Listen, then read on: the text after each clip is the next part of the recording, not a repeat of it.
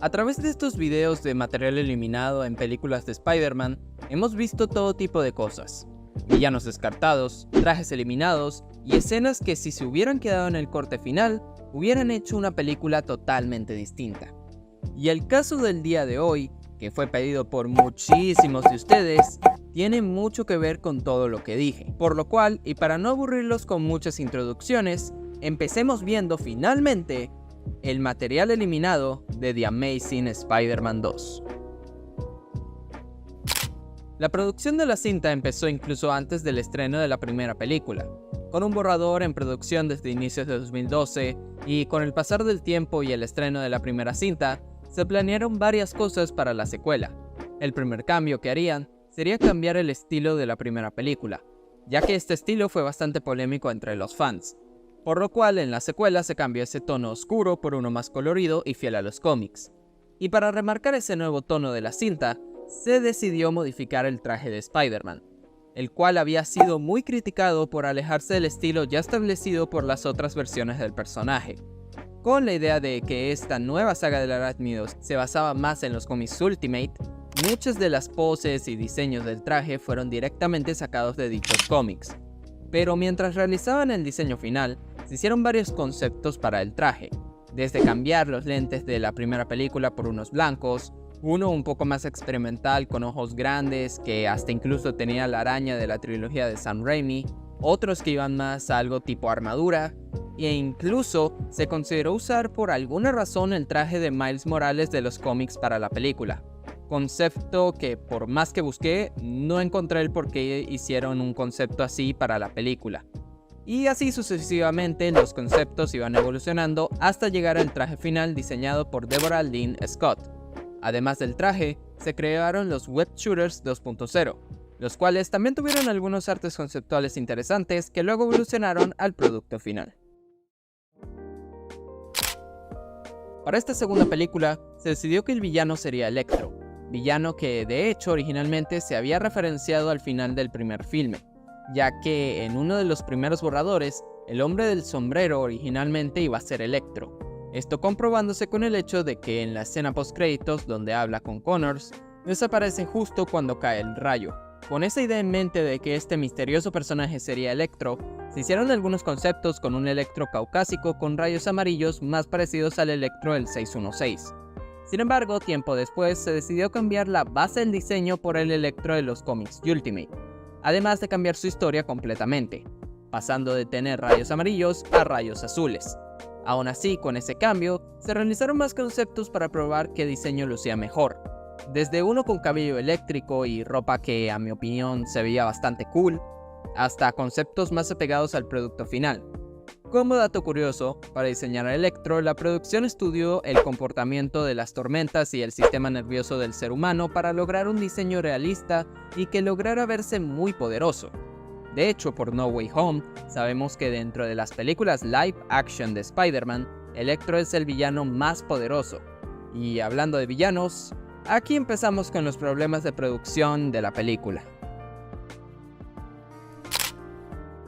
La idea del director Mark Webb para esta película era sembrar varias semillas para el futuro de la franquicia, pero que a la vez la película pudiera sostenerse por sí sola, algo que tal vez con tiempo y más libertad creativa se hubiera logrado, pero eso cambió cuando la nación de Sony atacó. Estos, al ver el éxito y fama que estaba cosechando el universo cinematográfico de Marvel, decidieron hacer de The Amazing Spider-Man un universo cinematográfico también, metiendo tanta cosa pudieran en The Amazing Spider-Man 2 para que así después pudieran hacerle película a los 6 Siniestros, a Venom y a otros personajes más del universo arácnido, cosa que como todos sabemos afectó mucho el rumbo del proyecto. Pero por mientras, vamos por partes. Además de Electro, se añadieron a otros 2 villanos a la película, esto siendo el Duende Verde, esta vez siendo Harry Osborn el primer duende y no Norman Osborn, y Rhino, que fungió el papel del personaje vendehumo de los trailers. De estos dos hubo muchísimos conceptos que pasaremos a ver ahora mismo. Desde un inicio la idea era hacer lucir al Duende Verde muy diferente a la adaptación pasada. De hecho, entre las ideas de la primera y segunda película estaba usar al Protoduende como villano. personaje poco conocido de los cómics que iba a ser el Dr. Rata, científico de Oscorp que conocimos en la primera entrega. Sin embargo, esto al final se descartó y decidieron usar a Harry Osborn como el Duende Verde. La producción quiso hacerle un diseño más monstruoso y duendelesco, creo que esa palabra ni existe, pero pues entienden el punto, para esta película. Se hicieron varios conceptos y pruebas de maquillaje que la verdad sí eran interesantes y creativos, pero los diseños simplemente eran horribles. Primero habían unos tipo armadura que sinceramente más parece el buitre que el Duende Verde. De hecho, se cree que el casco y varias partes del traje se utilizaron para el diseño del buitre en Spider-Man Homecoming. Pero pues, volviendo a The Amazing 2, también había otro diseño con un casco que después se podía quitar para revelar la cara de Harry. Sin embargo, fue descartado posiblemente por lo incómodo que iba a ser usarlo en las grabaciones, y por lo poco práctico que podía hacer en algunas escenas de pelea. Y ahora el aspecto más polémico de este duende sería el rostro y los dientes. La producción se basó más en el Duende Verde Ultimate que en el duende del 616. Este duende en los cómics es mucho más monstruoso y aquí quisieron hacer algo parecido, haciendo parecer a Harry en un duende de verdad. Habían conceptos medio decentes que lograban esto, otros horribles que hacían parecer a Harry el güey de las morras chidas, y otros que por la expresión ya lo dicen todo. ¡Viva la piedra, banda! Todos estos diseños, como sabrán, se desecharon, y se hizo otro que de igual manera no terminó de convencer debido a que la cara y los dientes eran demasiado extraños. Ahora, sorprendentemente Rhino también tuvo muchos diseños a lo largo de que la película se iba desarrollando. Irónico si pensamos que Rhino nada más apareció al final de la película y su diseño final fue sumamente criticado. La razón por la cual se hicieron tantos diseños para este personaje se sospecha que fue para reutilizar algunos de estos diseños en la película de los 6 Siniestros o en The Amazing Spider-Man 3. Además que según las malas lenguas, uno de los primeros borradores de la película mostraba la pelea de Rhino vs Spider-Man desde el inicio de la cinta. Sin embargo, esto último no viene de fuentes tan confiables que digamos, así que yo lo tomaría con pinzas. Pero volviendo a los conceptos de Rhino, hubo de todo. Conceptos parecidos a los cómics, conceptos alejados a lo normal y conceptos sobre el diseño final. Lo curioso es que en el videojuego de The Amazing Spider-Man 1 ya había aparecido un Rhino con un diseño más apegado a los cómics, lo cual deja pensando del por qué no usaron ese diseño para la película. Tal vez fue para evitar confusiones de que si el juego era canon o no, o pues así lo quiso el canon. El caso es que es interesante ver que hasta para el villano más meh de las películas live action de Spider-Man, hubo muchísimos conceptos interesantes que a mi opinión, varios son mucho mejores que el diseño final que entregaron.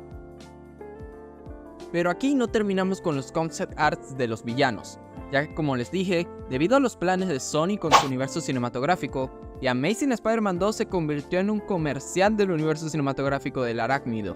Por lo tanto, en varias partes de la película se podían ver referencias a la formación de los 6 Siniestros y a otros personajes como Morbius o Venom. Entre los concept arts de los proyectos de Oscorp, podemos ver los tentáculos del Doc Ock, el traje de Scorpion, las alas del buitre, algo que hace referencia a Sandman por lo que pude ver, y el simbionte de Venom. Relacionado a este último, muchos sabrán que originalmente en la escena final donde Gustav Fierce camina por los proyectos de Oscorp, ahí se encontraba el simbionte. Y además de eso, tenemos esta imagen que Mark Webb publicó en Twitter durante el proceso de postproducción de la película. Para los que no entiendan qué significa el casillero con el número 14, este era el casillero donde el simbionte se encontraba en los cómics Ultimate, ya que en ese universo, el simbionte era un experimento para curar enfermedades que estaba desarrollando el padre de Peter junto al padre de Eddie Brock. Estas pistas del simbionte posiblemente las querían poner debido a que Sony quería hacerle una película a este villano en el futuro. Y pese a que nunca se confirmó esto último, posiblemente usarían el traje negro para la tercera película de Andrew Garfield. Como dato curioso, durante la promoción del estreno de la película, en Reddit se creó el sitio del Daily Bugle, en donde habían artículos hablando de Cletus Kasady, Eddie Brock, las acciones de Oscorp y demás. Algo muy creativo e interesante si me preguntan a mí. Sobre estos temas de los 6 Siniestros y Venom en la saga Amazing hay muchísima más información. Pero eso ya está fuera de esta película y son historias lo suficientemente extensas para que luego las pueda contar más a detalle en un futuro video. Por lo tanto, ya es hora de pasar a lo que muchos posiblemente querían ver en el video.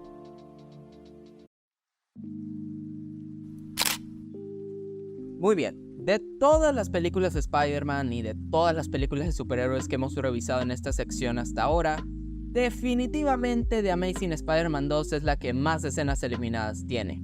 Y algunas de estas hasta el día de hoy no están disponibles completamente al público. Por lo cual el día de hoy nos toca un largo camino que recorrer. Así que sin más, empecemos a verlas. La secuencia inicial con los padres de Peter duraba un poco más, con un vistazo al piloto del avión, a Richard peleando con el asesino y con el mismo resultado de la muerte de ambos personajes. O bueno, al menos eso parecía, pero pues ya hablaremos de eso más tarde. Varios segmentos de la persecución con Rhino estaban extendidos, con Spider-Man haciendo más acrobacias y un enfoque extra a los ciudadanos. En la graduación, Flash Thompson aparecía para agradecerle a Gwen por toda la ayuda que le dio para la universidad y hablar también un poco con Peter, ya que al final de la primera película, él y Peter habían hecho las paces y se convirtieron en grandes amigos. Como recordarán, alrededor de la película aparecía el Capitán Stacy como forma de recordarle a Peter que estaba incumpliendo la promesa que le hizo al final de la primera cinta. Pues bien, en la misma escena de la graduación iba a aparecer el Capitán Stacy, pero con una diferencia muy importante, y es que este se iba a mostrar ensangrentado y con heridas hechas por el lagarto.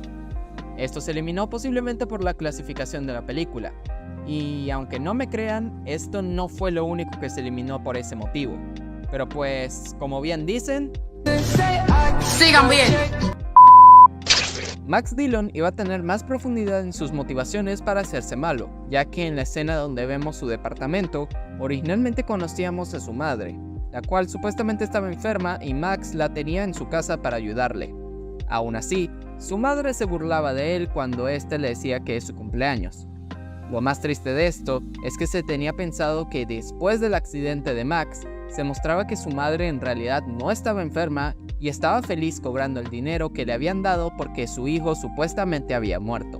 Algo que enojaría muchísimo a Max y le daba más razones para hacerse un villano. Algo que al final por la duración de la película se terminó eliminando. Y terminamos con un Electro que más parece que se volvió malo solo porque Spider-Man no se acordó de su nombre. Hablando de Spider-Man, la escena de montaje donde lo vemos salvar a gente era más extensa. Incluso este tenía un ladrón que tenía una máscara casera de él. Pero como se imaginarán, estas escenas también se eliminaron por la duración de la película. Ahora pasando ya más a Peter Parker, toca hablar de varias cosas. En los primeros borradores se tenía pensado incluir a JJ Jameson. Sin embargo, la producción terminó por no incluirlo debido a que no encontraron a alguien más que pudiera ser del personaje que no fuera J.K. Simmons. Lo curioso es que este último, en una entrevista de hace mucho tiempo, dijo que él estaba dispuesto a regresar como Jameson incluso si no era el mismo que el de las películas de Sam Raimi. Cosa que, como vimos, terminó en que para la saga de Tom, este fuera JJ Jameson en el UCM. Pero volviendo a Amazing 2 y a los personajes que necesitaban un recasteo, tenemos uno de los personajes recortados ya muy conocidos por los más fans de la saga Amazing. Originalmente, Mary Jane iba a aparecer en esta película. Esta MJ iba a ser interpretada por Shailene Woodley, y al parecer iba a aparecer en varias partes de la película. Una de las escenas más comentadas de esta MJ era esta donde al parecer conocía a Peter y le hablaba sobre su padre, por lo cual este disfrazado de Spider-Man iría a darle una lección a este último. Este arte fue hecho al comienzo de la producción de la película, por eso en este vemos el traje de la primera cinta. Otras escenas de MJ eran ella conociendo a Gwen y trabajando cerca de la zona donde Rhino ataca al final de la película. Que como curiosidad, si se fijan bien en esta parte, se puede ver a Mary Jane dentro de la cafetería. Ahora pasando a Oscorp, había más escenas de Felicia, la secretaria de Harry, que sabemos por obviedad que tarde o temprano se convertiría en Black Cat. Aunque, como dato curioso, originalmente en los storyboards de la película, en donde por cierto se encontraba el nombre falso de la cinta, siendo este London Calling, se planteaba tener a una tal Tatiana como acompañante de Harry. Sin embargo, como sabemos, esto se eliminó tiempo después. Pero volviendo a la escena, en esta Felicia conocía a Peter y veíamos a Harry ver más sobre los experimentos de Oscorp, que luego compartiría con Peter, ya que se dejaría más en claro que ambos amaban la ciencia desde niños. Pero siguiendo con la escena, esta escena era una versión extendida y alternativa del momento donde Harry le revelaba a Peter que estaba muriendo. Él los citaría a Oscorp no solo para mostrarles los experimentos que tenían, sino también demostraría a Peter todos los archivos en donde lo tenían vigilado a él desde niño, para luego pasar a pedirle la sangre de Spider-Man para así salvarse.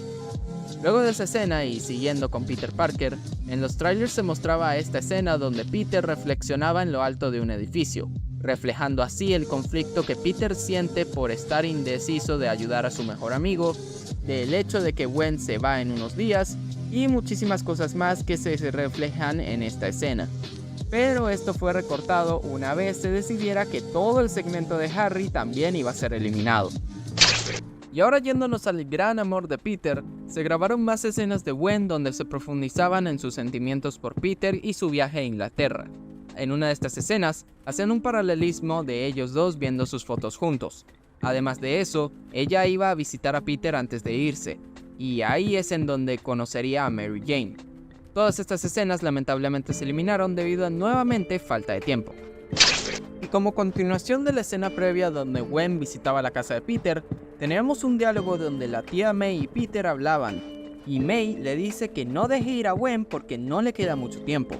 Algo muy bonito que de hecho se rumorea que es de los pocos diálogos que dejaron para la tía May del primer borrador. Esto porque supuestamente en el primer borrador hacían más referencias a su pasado.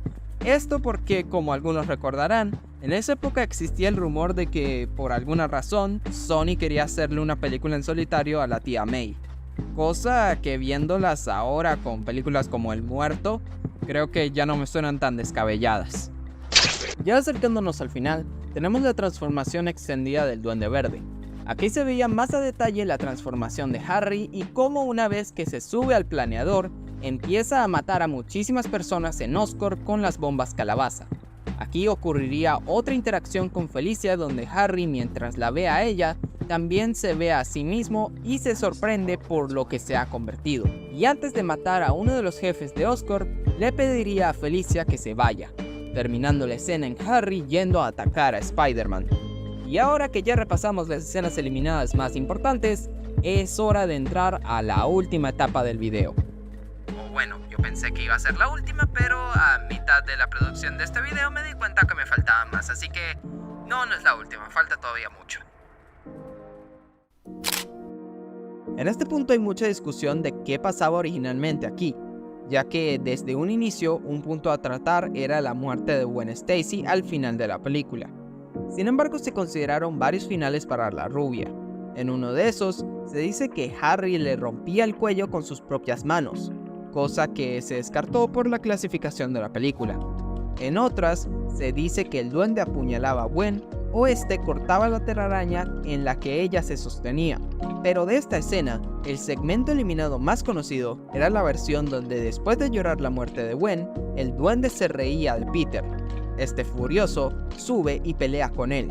Supuestamente, esta escena era bastante gráfica, ya que Spider-Man golpeaba tan fuerte al duende que casi lo mata. Pero sin embargo al final se contenía y lo dejaría para que las autoridades se lo llevaran. Esta escena fue eliminada debido a no solo la clasificación de la película, sino que además se dice que los editores sintieron que si dejaban una escena más conmovedora y triste, esta tendría un mayor impacto en el público. Cosa que al final creo que fue una buena decisión. Pero igual no deja de intrigar cómo era esa escena que hasta el día de hoy no se ha liberado completamente al público. Por cierto, y antes de pasar a la última escena eliminada, una pequeña aclaración. No, en esta escena no se revelaba de que Harry y Gwen habían tenido un hijo y eso. Esa información no viene de fuentes confiables y por más que busqué, no hay ninguna persona que realmente trabajó en la película que salió a decir eso. Por lo tanto, y hasta ahora, como no hay una fuente o entrevistas que respalden este dato, lo podemos dar por falso. Aclaro esto porque pues no falta el que no está completamente informado de esto y me comente que se me olvidó comentarlo. Pero de igual forma, si alguien tiene información más o menos confiable de esto que lo respalde de verdad, me lo puede dejar respetuosamente en los comentarios. Pero por el momento no es verdad ese dato que de seguro escucharon de un güey cualquiera en TikTok o de alguien que quiere visitas fáciles en YouTube. Esta escena posiblemente ya muchos se la saben, pero de igual forma paso a comentarla porque pues si no lo hago el video no está completo. Y además ya llevo bastantes días haciendo esto, así que terminemos de una vez. En este final alterno, mientras Peter visitaba la tumba de Gwen, en el mismo lugar se nos revelaba de que todo este tiempo Richard Parker, no ese no, sí ese, estuvo vivo. Peter se sorprende y no le cree, y seguido de una escena bastante emocional y un abrazo bastante conmovedor, estos se sientan a hablar. Richard le explica a Peter que su mamá murió en el accidente, y que eso lo atormentó por muchísimo tiempo, así como a Peter le ha atormentado la muerte del tío Ben, la del Capitán Stacy, y más recientemente la muerte de Gwen, pero que aún así no debe rendirse, ya que si lo hace, esas muertes serán en vano, finalizando su discurso con la icónica frase: With great power comes great responsibility. La escena, pese a que en diálogos es bastante buena y remarca muy bien la enseñanza que Peter recibe en esta película, fue eliminada porque el público de prueba que vio la película le quedaban demasiadas dudas sobre el regreso de Richard Parker, ya que si lo pensamos bien, hay demasiadas incoherencias y dudas que no se resuelven con esto. Algunas dudas como por ejemplo, cómo sobrevivió al accidente del avión, porque nunca buscó a Peter antes, cómo fue que los de Oscorp no se enteraron que seguía vivo, y demás cosas.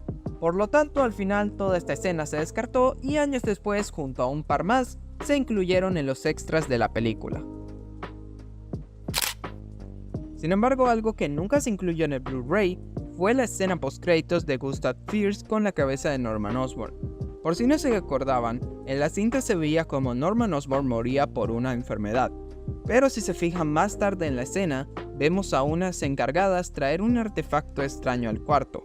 Este artefacto sería importante en esta escena post-créditos, ya que dicho artefacto era una cápsula en donde se encontraba la cabeza de Norman Osborn congelada, dándonos a entender que para la tercera película, este regresaría posiblemente como el verdadero Duende Verde. Algo que sí, está algo fumado, pero la verdad, dejó a varios de nosotros con muchísima curiosidad de qué pudo haber pasado en una hipotética tercera película. Por último y como extra, quiero añadir esto al video debido a que es algo bastante interesante que creo vale la pena comentar. Durante las funciones de prueba de la película y la edición de esta, Kevin Feige estuvo dándole consejos al equipo de la película. Entre esos consejos estaban ideas que la verdad me parecen demasiado buenas y la verdad sí debieron hacerle caso en varias cosas para hacer una película mejor. Ejemplos de esto tenemos: eliminar la secuencia del avión del inicio y pasar directamente a la escena de la persecución, hacer lucir a Rhino menos caricaturesco, enfocar más la trama y los problemas de Peter a Gwen y a Harry, hacer menos exagerado en partes a Electro, y entre otras anotaciones que si quieren ver completas, les recomiendo nuevamente el canal de Uncharted Robbie para que sepan más de esto. A mi opinión, muchas de estas cosas, si se le añadían a la película, le ayudarían a sentirse más concisa y menos desordenada, lo cual fue el gran error que terminó manchando mucho a la cinta. Se rumorea que Sony, o más específicamente Amy Pascal, no hicieron caso a esto debido a que querían alejarse lo más posible del UCM en ese entonces, ya que recordemos que años atrás, Marvel intentó recuperar a Spider-Man negociando con Sony para meter la Torre Oscorp en Avengers 1, pero dichas negociaciones no llegaron a nada. También recordemos que tiempo después, Kevin Feige admitió que consideró por un breve tiempo meter al Spidey de Andrew al UCM. Sin embargo, debido a la dirección que había recibido la saga Amazing, esto terminó por descartarse completamente. Y así, señores, es como por fin acabamos con el material eliminado de The Amazing Spider-Man 2. Desde hace mucho tiempo sabía que esta película tenía bastante material del cual hablar, pero la verdad, aún así estoy muy sorprendido de la cantidad de cosas que encontré. Y también da un poco de tristeza saber que con un poco más de tiempo y siguiendo estos parámetros, pudo ser una de las mejores películas del personaje. Pero pues es triste saber que esto jamás llegó a la luz y pues nada, ¿qué le vamos a hacer? Además, todo este video no hubiera tenido tanta dedicación de mi parte de no ser por ustedes que me pidieron a gritos este video. Así que nuevamente muchas gracias por el apoyo. Saludos especiales a Carlos Daniel Gómez, que me mandó este fanart en pixel art, que la verdad está bastante simple, pero me encanta el detalle de que me lo haya dedicado a mí. Y saludos a Alfredo Anes Figueroa, ok, disculpa si no dije bien tu nombre, amigo, quien en 3 días cumple años, así que de mi parte, feliz cumpleaños adelantado. Si quieres ser saludado en el próximo video, puedes escribirme en la caja de comentarios o seguirme en Twitter, en donde estaré siendo más activo a partir de ahora. Y si quieres hacerme un fanart o alguna dedicatoria, te dejo mi Twitter y mi correo electrónico aquí en la descripción. Eso ha sido todo, yo he sido SpiderAlex y nos veremos muy pronto en un nuevo video sorprendente. Bye.